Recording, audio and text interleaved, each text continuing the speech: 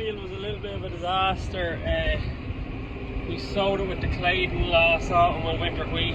It was after oats, but it wasn't too bad when we sowed it, but got very, very wet straight after, and there was lots of bits missing, and there was nearly more volunteer oats in it than wheat in places. So what we decided to do is not to bother with any herbicide on it, so leave a mixture of wheat and oats in it, just because we were kind of reckoning if we sprayed out the oats there wouldn't be much left in a lot of places, and then we have to go re-sow it all. So look, we're just going to try. So what you can see there is a mixture of wheat and oats, and what I'm doing here is there was 3 or 4 particular problem areas in this field, and they have been for a good few years. So with this being a good dry spell at the minute, we just said, feck it, we'll stick in a couple of drains. It's kind of we've been threatening to do it for a good few years. Just there's a few very bad problem areas where water kind of bubbles out of the ground and just a bit of a mess.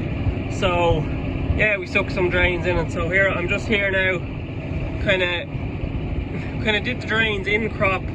So it's not normally what you do, but just the way it worked out, it wasn't too bad of an option. So just had a digger and the stone cart driving up alongside the drain, so it doesn't actually take out that much of the crop really, and hopefully it'll be a big help for the field. So I'm just here patching in some spring barley here. I think its Prospect is the variety, 185 kilograms per hectare. No GPS or anything on this time because sure, it's not really a job for GPS because we're going all over the place really. So yeah, this field has had a bit of a bad run now. This is kind of 2 years where we've had problems with crop establishment, kind of in the autumn, kind of wet autumns causing problems.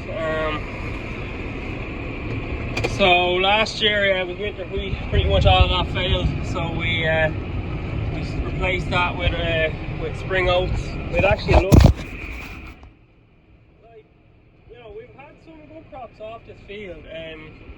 I think so. The year before, well, not last harvest, the one before, I think like we had 2.6 or 2.7 ton of spring beans to the acre, like, which is really excellent. Like, it was as good as, pretty much up there with any of the beans we had that year, or near enough. So now there was those couple of wet patches and problem areas, but still, you know, the average was good. So you know, it's not, you know, it's going along not too bad, the field, but just the last 2 years now have been particularly difficult.